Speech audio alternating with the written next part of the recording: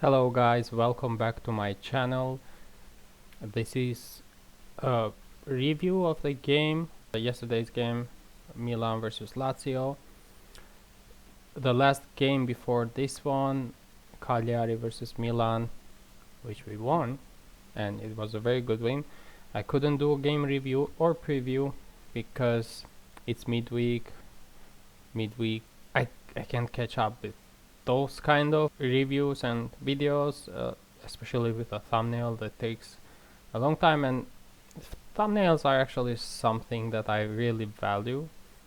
Anyway, it's for Champions League games it's usually a stretch, so I give my all to do them, but otherwise, like the league games, sometimes I won't be able to catch up. But I will talk about that game a bit in this video as well as the last game that we just had.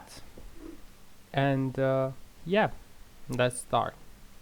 Now with Cagliari versus Milan, I won't stay too long there, but it was a very good win. It was a very solid performance, a strong performance. It wasn't like something that you can look into that much because we played Cagliari away. We scored 3 goals, conceded 1. The 1 goal that we conceded, it was like just a spectacular goal that Sportiello couldn't save, and like it was that fast and that close to goal, so you literally can't do anything about it. But generally, Christian Pulisic, that I will talk about a lot in this video, and Loftus-Cheek did their thing. Okafor got his first goal as well that game. That was also a cross from Pulisic. Okafor was at the right time. It wasn't like an assist from Pulisic, but he put the ball in the right area, and Okafor had to be there to get the ball that came from the keeper and just score. That's what he has to do, and the strikers live on that. For what's important for strikers is just to score goals. Sometimes it doesn't matter like a performance, because their confidence and everything, they naturally helps get built through scoring goals. If you're not scoring goals, that's what you're always thinking, and it can catch up on you psychologically. But if you're scoring goals, even if you're not performing well, you kind of like trust yourself that if the right chance comes, you will score. So that's really important for Okafor. He got 2 goals now in the last 2 games that we had in Serie A. But yeah, I don't want to talk a lot about Cagliari. It was a really good win, a win that we needed. We had a game against Inter. It was demoralizing.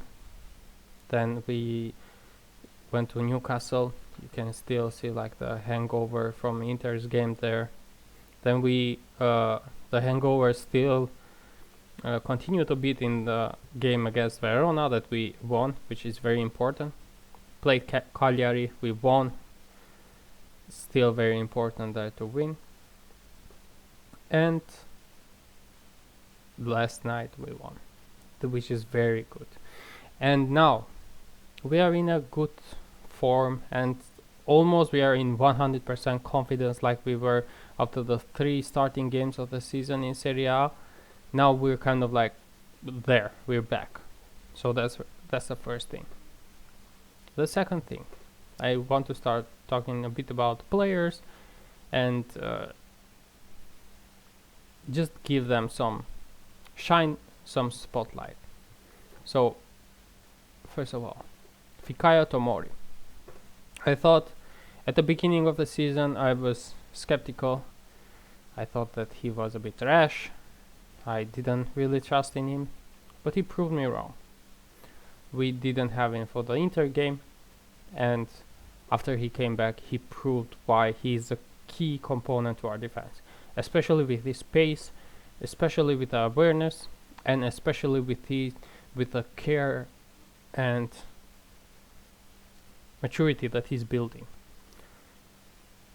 with Tomori, I never doubted his ability.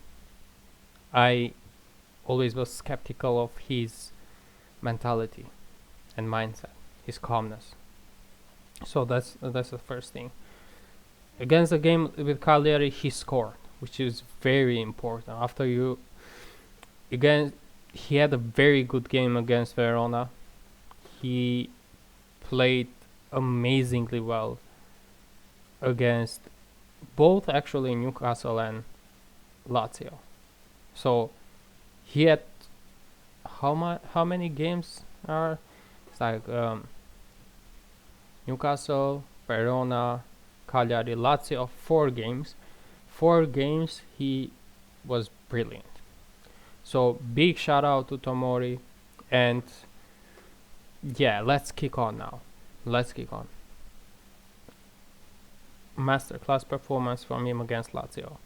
Brilliant, especially at the time where in the beginning of the game where Luis Alberto had some space to run into. Tomori came from the other side. I think it was Kjaer's man, and he just closed that space and made Luis Alberto take an uncomfortable shot from a hard position to score, and he couldn't shoot on goal. He shot outside in the side net. So big up to Tomori. Now, another shout out that I want to have is Yacine Adli. This guy, like people forget, like this guy has some seasons in this team. He was in Bordeaux. He came here. I was expecting him to play games. He wasn't playing games, and I never really trusted Pioli to play this guy unless a lot of injuries happened and like he had no other chance. Instead of going like to youngsters, he would have played him, but otherwise I didn't trust him. I think we would have sold him this summer or loan him again. Yeah. Just the thing is that Krunic now is injured. I didn't expect Adli to come to his place. I was more like maybe Musah can play there, or Loftus-Cheek play there, like just to cover Krunic, you know. And it's amazing what this guy is doing. This guy is supposed to be like a 10, a more advanced midfielder, and this guy is actually creative spark in that number 6. His first touch is very good. His passing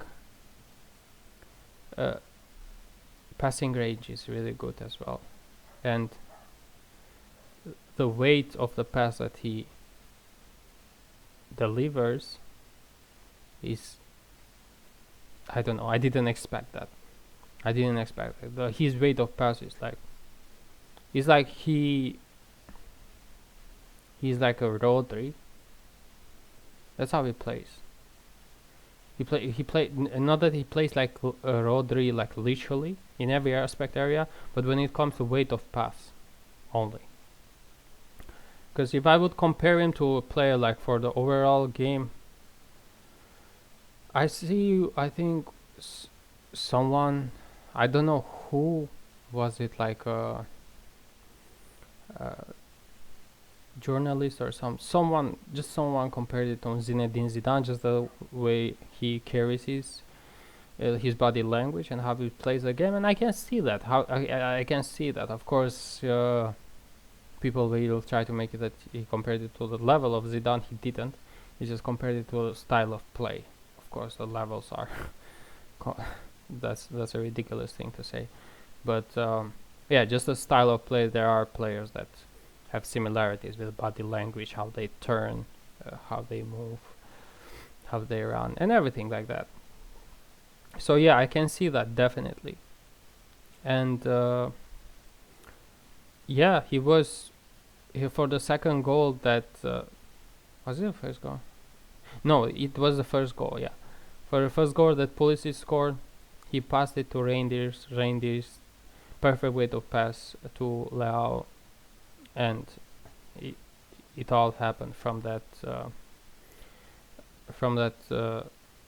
part of play. So yeah, big shout out to Yacine Adli, big shout out to Yunus Musah. This guy is turning out to be like, you don't even know who's playing better, that's Loftus-Cheek or Yunus Musah, because whenever this guy covers Loftus-Cheek, you can't see much of a difference. To be honest, Yunus Musah against Lazio played better than Loftus-Cheek. I think that they shared they share the game when it comes to minutes played, almost very similar minutes. I don't know if it was similar minutes, but yeah, Yunus Musah, that what he's doing is, I expected this guy to be good and turn out to be good, but I was more expecting him to more like gel with the team in a long term, not just kick off like he did. I was expecting him more to be in his best self maybe next season or something, but right now it's crazy what he's doing. I'm so glad that we have the depth of midfield that we do, because this shows us that we don't have to worry even if we have injuries, because we can trust our squad and we can trust our players, and it's a great opportunity for bench players to show themselves and bench the starting players basically, and the competition and the effort of the team immediately increases, because it becomes like a psychological battle to fight to be in the first team, to actually show yourself and give your best, give your all to maintain your position. And this is a very good thing that we didn't have. Last season we had a lot of players that felt comfortable. They knew even if they dropped a stinker, they wouldn't be benched the next game, so that automatically like lowers the standard and the performance of the team all over the gaff. But right now we have a lot of depth, which is very good. I'm very proud with Yunus Musah. If he would have scored that chance he had, what a goal that would have been. It was a great shot, it was a great control. He just turned his back and perfect catch of the ball when making that shot. Yeah, so I'm really glad and really happy about that. Shout out also to Florenzi. This season is completely different to what he was in the previous seasons. I didn't trust him at all. I thought he was like just an old man and couldn't play at this level anymore. But this season, he's passing, he's crossing. It's like he was always there. It felt like Florenzi in his best days in Roma. So I'm not saying we should start him, but we should definitely start him more than we were. Especially since we have like it's fair to say that our worst player in the starting 11 is Calabria. So that position is the most vulnerable to just rotate players, I think. And yeah, I would start Florenzi a lot in Serie A and see what he can do, and then also translate that to Champions League if he deserves it. But yeah, Calabria also has these things that he brings the character, he gives his all, and he has like a personality that fights for the team. He doesn't give up. So I like those elements about him. But generally speaking, when it comes to quality, I think Florenzi is better overall. And yeah, also Florenzi has much more experience than Calabria, and he's much more mature. But Calabria has just that typical Sagittarius drive and fire, that the adventurous spirit that he also goes to the midfield and this kind of stuff. He's like a player that doesn't care and tries to fight the referee a lot, even though he's a captain. Sometimes he gets to be immature in that way, but yeah, you need a captain that is loud, that doesn't hide it from a communication and passion and drive point of view. So yeah, but yeah, shout out to Florenzi though. Reijnders, what can I say about this guy? I'm tired of repeating the same words. He's just a class player, man. Let's do it in Champions League now. Let's do it in Champions League. I'm not faulting him for not scoring goals. He will score goals. At least he has that in him. You can see that. He's not like a striker, a finisher, but he is always there to score a goal. And he shows that. He plays in the 10, he drops in the 8, he carries the ball from a 6, he opens up play, he makes good runs that opens up spaces for the players to dribble or pass. He's always like circulating in the midfield, so it's not like he's static somewhere. Like with Benacer and Tonali, we kind of used to have that because they covered certain areas, but with Reijnders, and this guy covers a lot of areas, and to be honest, he's what we need in the midfield. That energy and that like player that covers a lot of areas, especially like in games that there are no spaces, we don't have like a lot of openings and stuff. Yeah, I'm really happy with the Reijnders. I can't say it enough. Let's go to Okafor. He has a thing in comparison to Giroud that he brings a lot of energy to our attack, because we have two players that run a lot in the attack, that are fast and that are really athletic, Pulisic and Leao. So with the Okafor is a better complementation than with Giroud, because Giroud sometimes cannot catch up with the attacking three, and yeah, it's a better chemistry I think with Okafor, even though Giroud provides his own stuff like linking up the play, holding the ball well, with scoring goals with his heading ability, a lot of different stuff, and the first pass and first shot, Giroud is really good at that. He's like he can score goals like with a half of a turn. Like we have seen him scissor kick a lot of first balls. We have seen him score against Inter in the season we won the Serie A, in that way where he just turns, shoots, goal. It's not, even though he's a big guy, he doesn't need like a lot to turn and do, because he has that good reflex. So Giroud is very good at that, and I will still start Giroud for now. But Okafor is a really, really good replacement for Giroud, because he has that energy where we can also press from the front. With Giroud we can't quite do that, and also when Giroud doesn't do that, Leao doesn't do that on his own, Pulisic doesn't do that. With Okafor is different, because when Okafor does it, he leads the line. Then also Pulisic and Leao, that are actually not old players, can join to press. Then I want to go to Theo Hernandez. Theo Hernandez hasn't had the best start of the season, but I still trust him. He doesn't look the same, but he still has that in him. I think he needs to not try more, because it's not about trying. It's not that he doesn't try. He needs to really take more ownership, I would say. That's the thing, I think. he needs to take more ownership, and he needs to own his position and his responsibilities in the game like he used to.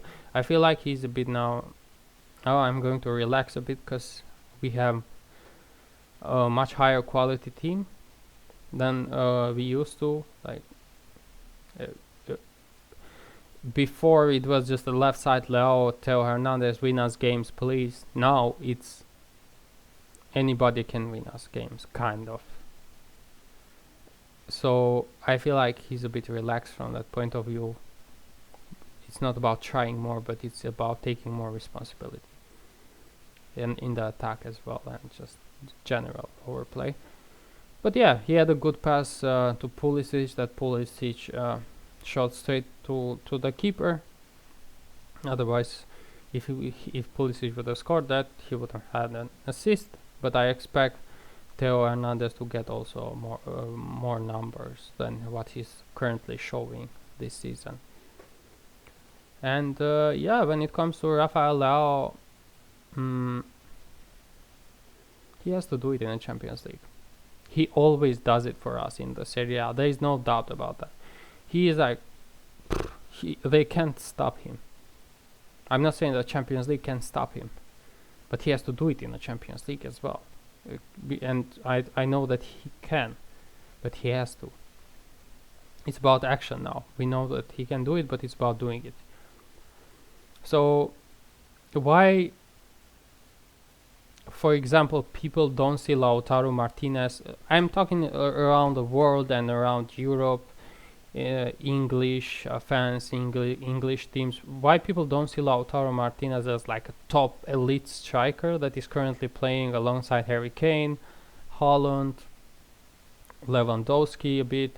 Like, why he's not in that category is mainly, or Osimhen as well.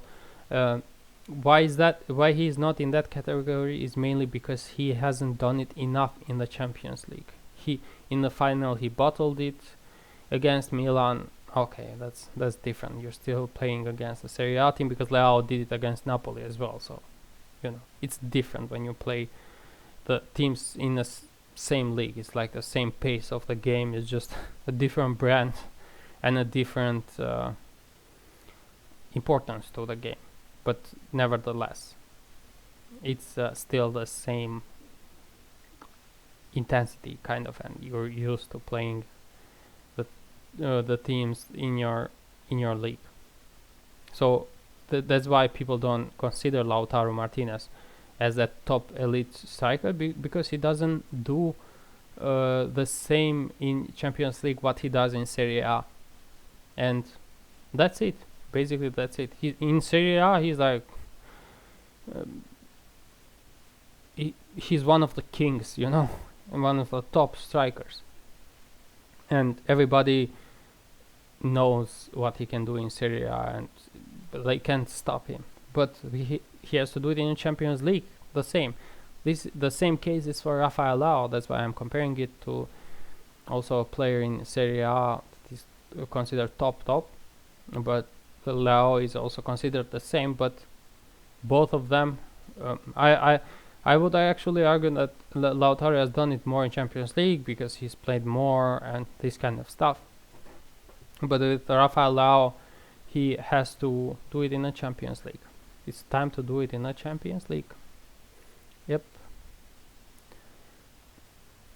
And one thing I noticed in the game against Lazio, where he, especially in the second goal, where he gave the pass, where he made the assist to Okafor. What he does is that he likes to dribble to the last line and then pass and then cut the ball, But he was doing that a lot in the season we won the Serie A, and nobody was stopping him. But I feel like sometimes when you're counter-attacking and then there is a player in front of you, not like just a player that you're running, you don't have to go to the last line. You can just triangle the ball to the attacker for a tap in, for a shot, You don't have to always go to the last line, because we know you have speed and you can do that and cut the ball. But eventually the defender will start reading your game, and when that happens, it can be a crucial moment that the attack can be detrimental to winning a very important game, you know. So as it's early, I would like to see him pass the ball a bit more earlier, because the defenders also will not expect that, because whenever he gets the ball and he's running into the defenders, especially when we're counter-attacking and we have our attacking players also following and waiting for the pass, you can just triangulate and have the attacker players score the goals. You don't always have to go to the last line, run to the last line, then pass the ball. Of course, when it makes sense to do so, that's what you have to do. But generally speaking, I noticed this pattern of Leao, that he always dribbles to the last line, so he can either pass or turn afterwards. Maybe sometimes you have to play it fast, because defenders usually are expecting you to run onto them. They are not expecting you to, especially when there is space, they are not expecting you to pass. You use the space for pass. They are expecting you to use the pace for your space for your pace. Basically, that's it. And that's very important, because sometimes you have to learn your own game and make passes earlier to catch the defenders off guard in open space. And that's a most important thing, to catch them off guard. And sometimes young players also have to learn this, how to change their styles of play and their decision making in the games, because it won't always work when you do the same things.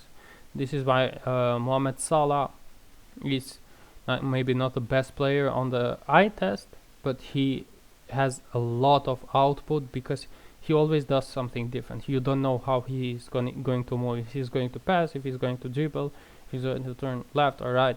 He's always like, you don't know, he has a long time in the game and a long time scoring a lot of goals and assisting, and still no defender doesn't know what he's going to do for sure. The same thing that Leao has, and Rashford has, Saka has a bit as well, but Saka is improving much faster. That also Mahrez had a bit in Europe, a bit of like a one-trick pony thing. Maybe not just like one trick, but you know what I mean. Like a main feature that they know, and that's fine if you're Arjen Robben, where you do one thing and they can't stop you anyway.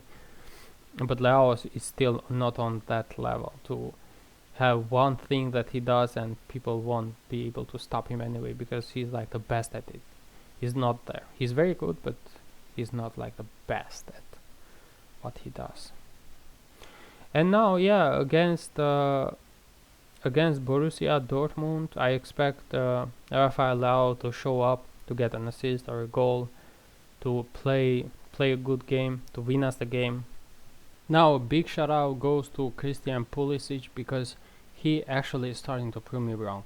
I was very skeptical about this signing. I was like, will he bring his Chelsea form? Was he like a typical German league false image when he played at Dortmund? Was it that? He is starting to prove me wrong. He's taking more responsibility. He's actually producing numbers. He is actually taking on defenders. His positioning is good. His passing is really good. His dribbling, we also know that he's good. He's just the chaos that he creates to defenses is I'm really starting to change my mind about him. He was silent in most of the game, especially in the first 4 games. He had some good glimpses here and there, but he scored like 2 goals. but he was silent. Now, that's what we don't need from Pulisic. What we need from Pulisic is in the last 2 games he got an assist. He got half an assist with Okafor, but we won't count him because it wasn't like, it was more a ball in the box that keeper couldn't catch than a direct assist. But generally, Pulisic I'm very proud of. He got an assist afterwards for the Loftus Cheek goal, and he scored in a big game against the Champions League team against Lazio. So that's very important, and I hope he continues to do this, because it will also mean that Samuel Chukwueze is being pushed to perform even in a higher level, because he hasn't been performing to a better level than Pulisic. He had a good game against Newcastle, don't get me wrong, but big shout out to Christian Pulisic. We need that attacking trio to be on point, all of them. We had enough patience with Salamakers, Messias, even like going to the times of Suso, Borini. Who else was there? Yeah, just we had enough. Now it's time to really have a big game player, a player that that defenders have to really think about, similarly to how they think about Rafael Leao. So big shout out to Pulisic. Hopefully, I will start him against Dortmund, by the way. Hopefully he starts, but yeah, it's really important to start him, because he will have a much different game psychologically, because he's playing against his old team, so it won't be like the same. So the eyes will be on him, so I would start him for that game definitely. And also versus Dortmund, I would start Calabria, because we need a defensive balance. And then as long as the game goes, I would consider Florenzi as well. It depends what is happening in the game. However, with Calabria, I want to say one thing, that he needs to stay closer to the defenders, because he kind of like backs off, and the attackers like come closer to the box, and he lets them in the box. So that's what he does very badly actually. He needs to perform like he performed against Napoli in the quarterfinals. He was like literally like a mosquito to Kvaratskhelia. He wasn't letting him open his body or something. Like he was always in him. So that's what he has to. That's what he has to do. He has to not back off from the attackers. He has to come closer to them and give them more pressure to make a decision. He kind of like backs off, because I don't think that he has the best confidence that he will be able to stop them, and maybe they will skin him or something. So yeah, he should do more of what he did against Kvaratskhelia more frequently. Champions League game against Dortmund actually reminded me of Calabria, because that if you mention if somebody asks me to mention like a very good Calabria performance, it's the first thing that comes to mind. It's also a bit of a recency bias, because I'm sure he has had in the past a lot of good games. Another reason why he's a captain, it's because there is some quality. Let's not kid ourselves, but mainly because it's recency bias. I remember his performance against Kvaratskhelia. So yeah, but in general, I don't rate Calabria. Don't get me wrong, I don't rate him. Yeah, guys, this was my summary. A bit for the Cagliari game, a bit the most for Lazio game actually. Just talking a bit about the players in general, and a little bit of a glimpse of a preview for some players for the Borussia Dortmund game. But yeah, let's see if I can. I will have the time to make a video preview for the game of Wednesday against Borussia Dortmund. But yeah, in general, I'm very, very happy of our turnaround, and I hope we can get the 3 points in the Champions League as well. That will completely boost this part of the season, since we have some really tough games coming up. Thank you guys for watching, and I will see you the next time. Bye.